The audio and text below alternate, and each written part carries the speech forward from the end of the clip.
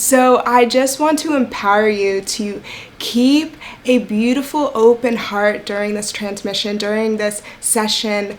There will be things that will just seem like they kind of just go over your head, and that's totally cool. There's divinity in that. Your consciousness is so intelligent. That which needs to stay in this now moment will stick. And then 2 weeks from now, you'll be in the shower and you'll be like, oh, that's what Starseed was saying. And it will just click. And something that I always love to stress is there is truth and divinity in everything. There is no wrong, there is no right. And what we believe and our thoughts and what we perceive to be truth is a belief or a idea that is resonating at a similar vibratory frequency to which we are vibrating at that moment. So our truths can shift, and that's why staying open is so important. That's why staying open to receive with an open heart, because once we let the mind in, it starts manipulating energy and information. So I invite you all to just surrender into this, because what I've been tapping into recently has been so electric, and I probably will talk very, very fast, and it's all good, it's all divine. Trust your higher self in integrating the messages that need to be integrated. Okay, so let's begin with the concept of the new earth, a concept we all love. So the new earth really represents unity and unconditional love. So when we think about the new earth, it's best to simplify it as much as possible, because the more convoluted it becomes, the more intricate it becomes, we lose the frequency. So just holding the frequency of unconditional love allows us to step into this new paradigm of oneness, of unity consciousness. It is already here. It would not already be. The reason why we know that it is already here is because we are aware of it.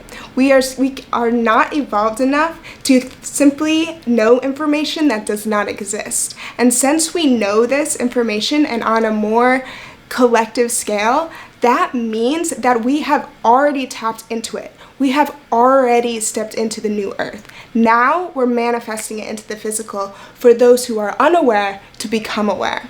So that's the shift. We're already in it. We wouldn't be having this conversation if we weren't in it.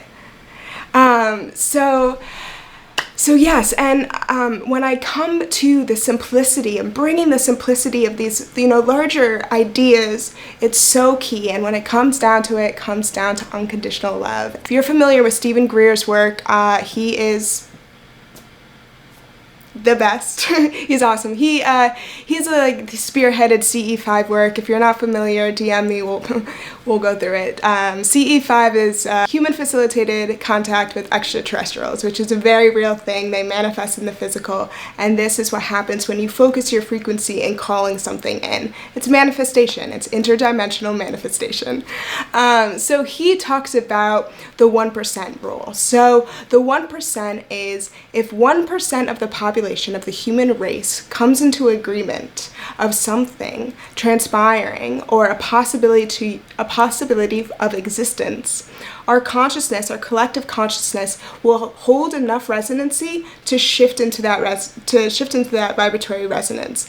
So the new earth will be able to manifest physically. We'll see the confirmation if 1% comes into the awareness that this is happening. So that's why I stress simplicity and just saying, on December 21st, regardless of what you believe, regardless if you look at Western astrology or Vedic astrology, or believe in the stars or don't believe in the stars, or believe in Jesus or don't believe in Jesus, embody unconditional love. That's it.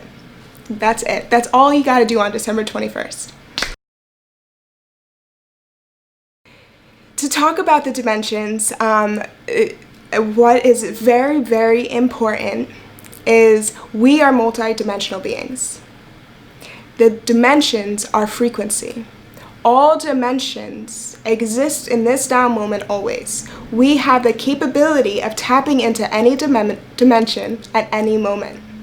It's simply tuning our awareness, tuning our frequency to a specific resonance to perceive and to step into that dimension. So when we think about our anatomy and the third dimension and the fifth dimension, we think of the third dimension of the linear mind, the brain. So the brain itself is two hemispheres, the left and the right, the logical and the creative, the divine feminine and the divine masculine. And it is our perception and our embodiment of those two hemispheres that create the 3D. So you have this and that and our perception, 3D. So that's where the 3D realm really resonates. And then when we drop the mind into the heart is 4 ventricles. So the 4D, the collective, when we drop out of our duality, our dualistic, reality, we drop into the collective of the 4D, the heart space. Once we move through the heart space, we enter the 5th dimension of unconditional love. So that's why, in yoga or, any practices, we hear drop the mind into the heart. This is kind of what I decoded of how that relates to the 3D and the 5D and stepping through the veil, so to speak. So I hope that visual kind of like sums it up. You could just think about the mind splitting, and the consciousness dropping and moving through the corridor into the embodiment of unconditional love. We see this in the rise in the mindful community of, self-love, and it's so important because when we practice self-love practices, we expand the container for our ability to love. The more love we can embody, the more love we can feel for ourselves, because that's the easiest love to feel because it's embodied. We feel it.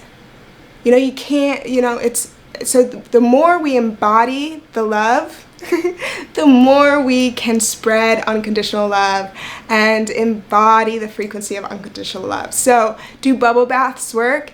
They sure as hell do.